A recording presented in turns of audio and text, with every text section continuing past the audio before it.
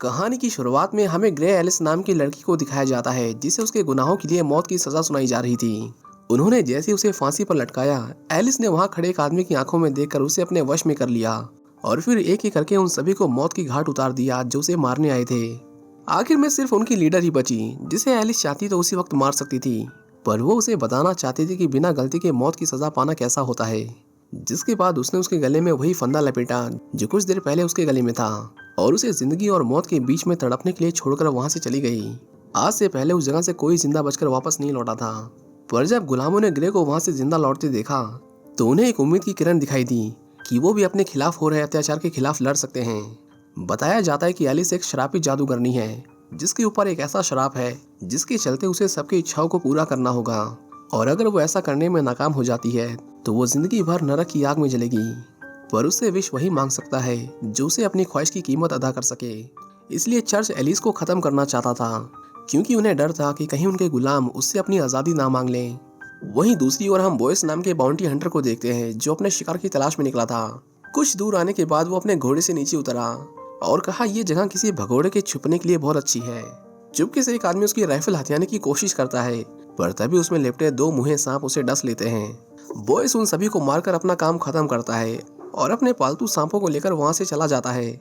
इसके बाद हम एलिस को देखते हैं जो एक बूढ़ी औरत से मिलने जाती है। ये औरत उसकी बेटी थी जिसे उसने सालों पहले गोद लिया था। अब क्योंकि वो एक जादूगरनी थी इसलिए उस पर समय का असर नहीं हुआ और वो हमेशा जवान रही, पर उसकी बेटी अब बूढ़ी हो चुकी थी। कुछ देर बाद एक रानी अपने सैनिकों के साथ उससे मिलने आती है। ग्रे ने पूछा ऐसी क्या नौबत है कि आपको हम जैसों के पास आना पड़ा। रानी मेलांज उससे अकेले में बात करना चाहती थी, इसलिए उसने सभी को बाहर जाने को कहा। सबके जाने के बाद उसने ग्रे से कहा कि मुझे रूप बदलने की शक्तियां चाहिए। वो अपनी मर्जी से जब चाहे तब एक ताकतवर मॉन्स्टर बनना चाहती थी। बदले में उसने ग्रे को ढेर सारे सोने के सिक्के दिए। ग्रे को ये शराब था कि वो किसी की इच्छा को मना नहीं कर सकती, इसलिए उसने उसकी भेंट को रख लिया और कहा तुम्हारी इच्छा पूरी हो जाएगी। रानी के जाने के बाद उसकी सेना का कैप्टन चोरी छिपे ग्रे से मिलने आया। उसने कहा मैंने सुना है कि तुम सबकी इच्छा पूरी कर सकती हो, मेरी भी एक ख्वाहिश है, क्या तुम उसे पूरा करोगी? उसने अपनी बेशकीमती घड़ी ग्रे के हाथों में रखते हुए कहा कि मैं नहीं जानता कि रानी ने तुमसे क्या मांगा, पर मैं चाहता हूँ कि वो उसे कभी ना मिले जिसके लिए वो तुम्हारे पास आई थी। ग्रे जानना चाहते थे कि उसका सबसे वफादार सिपाही अचानक एक गद्दार कैसे बन गया, पर जेराइस ने कहा कि वो गद्दार नहीं है, वो ये सब रानी को आने वाले खतरे से बचाने के लिए कर रहा है। ग्रे उसे भी मना नहीं कर सकती थी, इसलिए उसने उसकी विश को भी एक्सेप्ट कर लिया। उन दोनों की इच्छा पूरी करने के लिए उसने सबसे पहले एक शेप शिफ्टर को ढूंढना शुरू किया। उसे लॉस्ट लैंड्स में कुछ हंटर्स के डरे हुए चेहरे दिखाई दिए जो एक गुफा में किसी अनजान चीज को मारने की कोशिश कर रहे थे। ये वही मॉन्स्टर था जिसकी रानी को तलाश थी, पर उस तक पहुंचना इतना आसान नहीं था। इसके बाद हम राजा को देखते हैं जो किसी अज्ञात बीमारी के कारण धीरे धीरे मौत के मुंह में फिसलता जा रहा था। रानी उससे नफरत करती थी और उसकी सत्ता हड़पने की चाह ने उसके आखिरी दिनों को और भी दर्दनाक बना दिया था। इतना ही नहीं, रानी उसके जिंदा रहते किसी और से प्यार करने लगी थी, और वो आदमी कोई और नहीं बल्कि बोयस था। एक दिन उससे मिलने के बाद जब वो महल से जा रहा था तभी गार्ड्स ने उसे पकड़ लिया और उसे अपनी पहचान बताने को कहा, पर नशे में धुत बोयस उन्हें मारकर बड़े आराम से वहां से निकल जाता है। ग्रे को एक शिकारी की तलाश थी जो उसके साथ लॉस्ट लैंड्स में चल सके। वो सबसे पहले बोयस के पास आई और उसे कहा कि तुम मेरे लिए काम करोगे, पर बोयस ने कहा कि मैं यहाँ पत्ते खेलने आया हूँ, बात करने नहीं। ग्रे को वही आदमी चाहिए था, इसलिए वो उसके साथ एक बाजी खेलती है।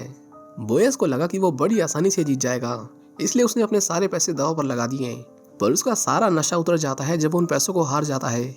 उसने पूछा तुम लॉस्ट लैंड्स क्यों जाना चाहती हो, जानती नहीं कि जो वहां जाता है कभी वापस नहीं आता। एलिस ने उसे बताया कि वो एक ऐसे आदमी को ढूंढ रही है जो अपना रूप बदल सके और वो वहीं रहता है, तो मेरे पास कोई और ऑप्शन नहीं है। काफी समझाने के बाद आखिर में बॉयस उसके साथ चलने को राजी हो गया, पर जैसे ही वो जाने के लिए मुड़े चर्च के लोगों ने उन पर हमला कर दिया। हम देखते हैं कि एलिस के खून की प्यासी ऐश अभी भी जिंदा थी। उसने बोयस के दो मुँहे सांप को काट डाला और अपने लोगों को उसे मारने को कहा। वो दोनों किसी तरह वहां से बच निकले, पर बोयस अपने पालतू सांप की मौत से बहुत गुस्से में था। वहीं दूसरी ओर हम चर्च के पादरी को देखते हैं जो गुलामों को संदेश देता है कि ये चर्च ही है जो शहर में शांति कायम रखता है और यहाँ के लोगों की रक्षा करता है। हम ईश्वर के संदेशक हैं जिनका काम है ऐसे लोगों में खौफ डालना जो ईश्वर को नहीं मानता और पाप करता है। जो कोई भी चर्च के नियमों को मानने से इंकार करेगा उसे मौत की सजा दी जाएगी। कुछ देर बाद वहाँ ऐश आती है। पादरी ने उसे कहा कि उस जादूगरनी की वजह से लोगों में हिम्मत बढ़ती जा रही है, उनके अंदर अब हमारा खौफ नहीं है जो कभी भी विद्रोह में बदल सकता है। उसने उस दिन तुम्हें जिंदा छोड़कर सबके सामने चर्च को शर्मिंदा किया, इसलिए वो किसी भी हालत में नहीं बचनी चाहिए। वहीं दूसरी ओर हम बॉयस को देखते हैं जो अपने लिए एक नया सांप ढूंढ रहा था। उसे उसकी पसंद का सांप तो नहीं मिला, पर ग्रे ने उसकी खराब बंदूक जरूर ठीक कर दी। कल के सफर के लिए उन्हें आराम की जरूरत थी, इसलिए वो सो जाते हैं। देर रात को जब ग्रे की आंख खुलती है तो वो पाती है कि बॉयस ने उसे वहां रेंग रहे एक जहरीले बिच्छू से बचाया था। उसने कहा तुम मर गई तो मेरा नुकसान हो जाएगा और मैं ये होने नहीं दूंगा। अगले रोज वो दोनों ट्रेडिंग पोस्ट पर पहुंचते हैं जहां बॉयस के पुराने दोस्त रहा करते थे। उन्होंने उनका खुले दिल से स्वागत किया और आज की रात वो वहीं काटने वाले थे। बॉयस कहता है कि हमें जल्दी पहुंचने के लिए ट्रेन ट्रैक से जाना होगा, पर वहां बहुत खतरा है। तभी वहां उसकी दोस्त मारा आ जाती है और वो उसे अपने साथ चलने को कहती है। उसने पूछा तुम्हारे सफर में वो लड़की कौन है, तुम उसे पसंद करते हो? बॉयस ने कहा नहीं, मैं बस उसके लिए काम करता हूँ। वो किसी खास चीज की खोज कर रही है जो बहुत खतरनाक है। अगली सुबह वो मारा को अलविदा कहता है और वो फिर से सफर के लिए रवाना हो जाते हैं। वहीं दूसरी ओर ऐश अभी उनका पीछा कर रही थी। जब क्वीन को पता चला कि चर्च ने अपने लोगों को जादूगरनी को मारने के लिए भेजा है तो उसने पूछा कि तुमने किससे कहकर उसे उनके पीछे भेजा। उन लोगों की यहाँ जरूरत है, लोग धीरे धीरे हमारे काबू से बाहर निकलते जा रहे हैं। उसकी बातें सुनकर पादरी समझ गया कि उसने जादूगरनी से जरूर कोई इच्छा मांगी है, पर वो राजा के जिंदा रहते उसे कुछ नहीं कह सकता था। उसने मेलान से कहा कि शहर में अफवाह है कि आप बांझ हैं। बाहर सभी को लगता है कि साम्राज्य का आप कोई दावेदार नहीं है, पर रानी ने इन अफवाह को तुरंत खारिज करते हुए कहा कि ऐसा नहीं है। राजा की पीढ़ी का एक वंश है और वो ही अगला राजा बनेगा। पादरी राजा के जाने के बाद सब कुछ हड़पने की चाह में उस जादूगरनी को जल्द से जल्द मारने के लिए कहता है ताकि रानी की इच्छा कभी पूरी ना हो सके। ऐश जल्द ही ट्रेडिंग पोस्ट पर पहुंची और उन्होंने मारा से बॉयस का पता पूछा। सब कुछ जानने के बाद भी उन्होंने उसके पिता को जलाकर मार डाला और उसे अपने साथ ले गए। वहीं दूसरी ओर बॉयस अपने दोस्त साइरस के पास पहुंचता है जो एक सिल्वर कॉइन के बदले राहगीरों को घाटी के दूसरी ओर पहुंचाने का काम किया करता था। वहां का सन्नाटा देखकर बॉयस ने साइरस को आवाज लगाई, पर उसे सामने से कोई जवाब नहीं आया। अंदर आकर उन्होंने देखा कि साइरस की बॉडी रस्सी से झूल रही थी। ग्रे तुरंत समझ जाती है कि उनसे पहले यहाँ कोई आया था। इससे पहले वो खतरे को भांप पाते ऐश के लोग उन्हें चारों तरफ से घेर लेते हैं। इस बार सभी ने अपनी आंखों पर चश्मे पहन रखे थे, जिसकी वजह से ग्रे उन पर अपने जादू का इस्तेमाल नहीं कर पाती। ऐश ने कहा उसे हमारे हवाले कर दो, उसके ऊपर अच्छा इनाम है। पर बॉयस अपने वसूलों का पक्का था। उसने कहा पहले पैसे इसने दिए थे, इसलिए फिलहाल मैं इसके लिए काम कर रहा हूँ, तो अफसोस मैं ये नहीं कर सकता।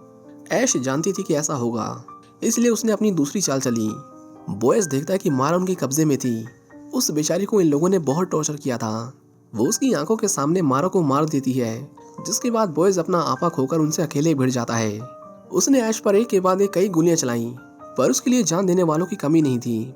जल्द ही उनकी गोलियां खत्म हो गईं, जिसके बाद उनके पास भागने के अलावा और कोई चारा नहीं बचा। उन्होंने एक रस्सी से बने पुल को पार करने की कोशिश की, लेकिन ऐश के लोग उनके पीछे हाथ धोकर पड़े हुए थे। किसी तरह उनसे लड़ते हुए जब वो दूसरी ओर पहुंचने वाले थे, तभी ऐश ने उन्हें रस्सी काटने को कहा। जैसे ही रस्सी टूटी, उनकी बस सीधा जाकर दूसरी पहाड़ी से टकरा गई। ग्रे तुरंत चढ़कर ऊपर आ गई, लेकिन बॉयस अभी भी नीचे फंसा हुआ था। उसने उसकी ओर मदद का हाथ बढ़ाया, पर जब ऐश ने देखा कि वो जिंदा बच गए हैं, तो उसने पहाड़ी की दूसरी ओर से बॉयस की पीठ पर गोली चलाई। इससे पहले उसकी दूसरी गोली बॉयस को मार देती, ग्रे ने उसकी स्नैपर की स्कोप से उसकी आंखों में झांका और उसे कुछ देर के लिए भ्रमित कर दिया।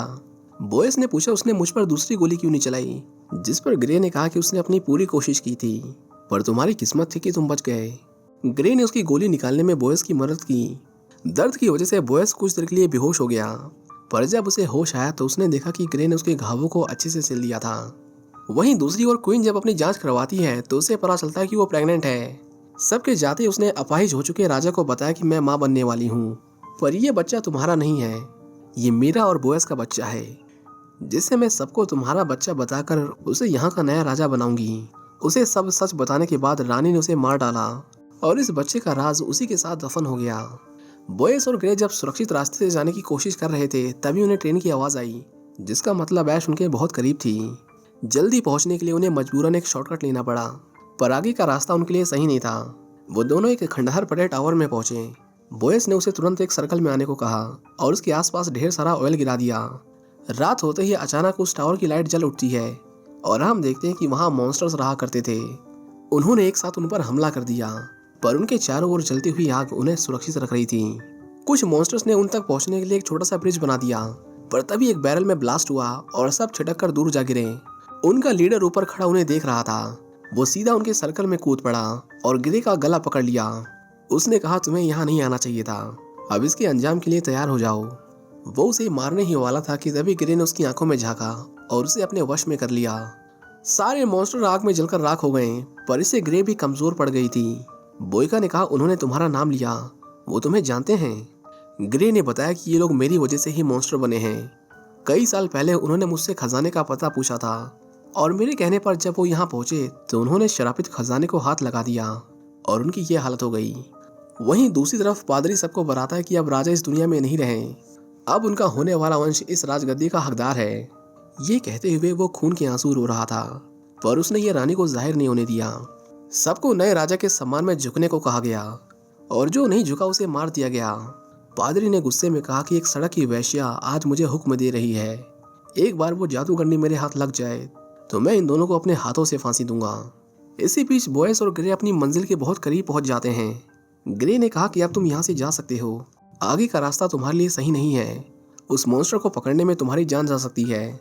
बोयस को पता चला कि वो शराबित थी, इसलिए उसे रानी की इच्छा को पूरा करना ही होगा।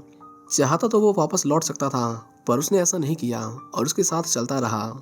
वहाँ राजमहल में हम रानी को देखते हैं जो अपनी जीत की खुशी में जेराइस के साथ ऐश कर रही थी। उसने कहा, तुम्हें पादरी को मारना होगा, वो हमारे रास्ते का कांटा बन रहा है। उसकी साजिश से अनजान जेराइस ने उसकी हर बात मानी और पादरी को बड़ी बेरहमी से मार डाला। वहीं दूसरी ओर लॉस लैंड्स के किसी अनजान छोर पर बोयस और ग्रे एक टनल से होते हुए आगे बढ़ रहे थे। पटरियों के कंपन से उन्हें पता चल गया कि ऐश उन तक पहुंचने वाली है। जैसे ही उनकी ट्रेन टनल में पहुंची, ऐश ने ग्रे को देखा जो घबराई हुई पटरी पर खड़ी थी। उसे कुचलने के लिए उसने तुरंत अपने लोगों को स्पीड बढ़ाने को कहा, पर वो इस बात से अनजान थी कि ये सब बॉयस के शादी प्लान का हिस्सा था। जैसे ही ट्रेन टनल से निकली, ऐश ने देखा कि आगे की पटरियां टूटी हुई थीं। उनकी ट्रेन सीधा खाई में गिर गई और उसमें सवार सभी लोग मारे गए। अमावस्या की रात करीब थी, इसलिए उन्होंने जरा भी देर न करते हुए आगे बढ़ने का फैसला किया। आखिर में ग्रे अपनी मंजिल पर पहुंच चुकी थी। वहां उसे वही गुफा दिखाई दी जिसे उसने अपने ख्यालों में देखा था। चारों तरफ उन लोगों के कंकाल पड़े हुए थे जिन्होंने उस मॉन्स्टर को मारने की कोशिश की थी। बोयस ने कहा, अभी भी देर नहीं हुई है, तुम यहाँ से चली जाओ। जब उसने उसे सिल्वर क्लॉज निकालते हुए देखा तो उसने कहा, जरा अपने आसपास देखो, हर तरफ चांदी की तलवारें, चाकू, तीर भाले पड़े हुए हैं। सिल्वर बेशक उसकी कमजोरी है, पर यह उसे मारने के लिए काफी नहीं। चांद निकलने ही वाला था कि तभी वहां बारिश शुरू हो जाती है। ग्रे ने कहा, लगता है उसके आने का समय हो गया। हम देखते हैं कि वो मॉन्स्टर कोई और नहीं बल्कि बोयस ही था।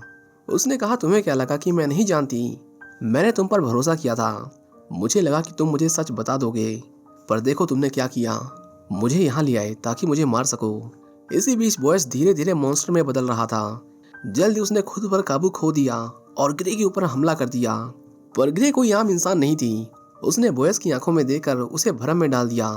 ढेर सारे क्रोस ने उसे घेर लिया और जैसे ही उसने उन पर हमला किया वो गायब हो गए और सामने खड़ी ग्रे ने उस पर एक के बाद एक कई जानलेवा हमले किए। आंखों के धोखे के सामने उसकी ताकत किसी काम की नहीं थी। जल्द ही चांद को बादलों ने ढक लिया, जिससे बोयस अपने इंसानी रूप में वापस लौट आया। उसकी ताकत छीनने के लिए उसका मॉन्स्टर बनना जरूरी था, इसलिए ग्रे ने बादलों के हटने का इंतजार किया। बोयस को पता चला कि ग्रे ने उसकी बॉडी में सिल्वर कॉइन डाल दिया था, जो उसके शरीर के लिए जहर का काम कर रहा है। ग्रे जैसे उसे मारने के लिए आगे बढ़ी, बोयस ने तुरंत उसे रोकते हुए कहा, तुम सबकी विश पूरी करती हो, मेरी भी एक विश है। उसने कहा, मैं तुम्हारे साथ रहना चाहता हूँ, मैं जिंदा रहना चाहता हूँ। ये सुनकर ग्रे की आंखों में आंसू आ गए।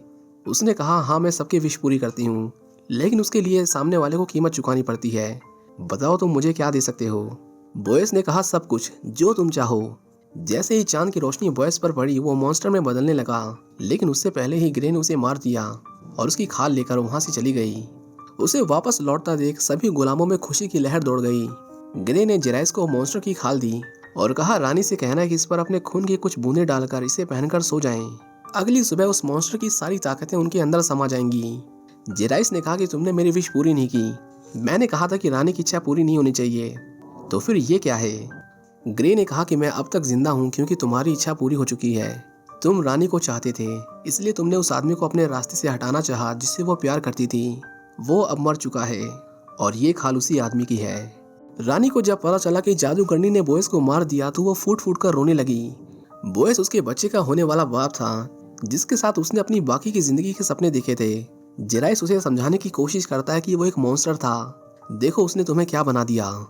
ये सुनते ही रानी गुस्से में उसे मार डालती है। जिस ताकत के लिए उसने ये सब किया था, आखिर में उसने उसका लालच त्याग दिया और वो उस खाल को वहीं छोड़कर वहां से चली गई। ग्रे जब राजमहल से बाहर निकली तो हजारों की तादाद में गुलामों की पूरी फौज अंदर घुस गई और उन्होंने राजा के सैनिकों को मारकर सत्ता को अपने हाथ में ले लिया। हम देखते हैं कि जैसे ही अगले दिन का सूरज निकला, उसकी रोशनी उस खाल पर पड़ते ही वो जलकर राख हो गया। उसकी चिंगारियां उड़कर बोयस की कब्र के पास आईं और उसे दोबारा जिंदा कर दिया। इस तरह ग्रे ने सबकी इच्छाएं पूरी कर दी थी।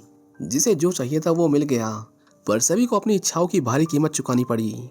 बोयस ग्रे से अपने साथ हुए धोखे का बदला लेना चाहता था। उसने उसे ढूंढ निकाला और उसे मारने की कोशिश की, पर जल्द ही उसे एहसास हुआ कि इस नर्क में जिंदा रहने के लिए उन्हें एक दूसरे की जरूरत है। नफरत होने के बाद भी उन्होंने साथ में काम करने का फैसला किया। आखिर में हमें उन्हें लॉस्ट लैंड की सबसे खतरनाक जगहों पर एक साथ जाते हुए दिखाया जाता है और इसी के साथ ये मूवी यहीं खत्म हो जाती है। उम्मीद करता हूँ कि आपको ये कहानी पसंद आई होगी। Thank you for watching. See you in the next one.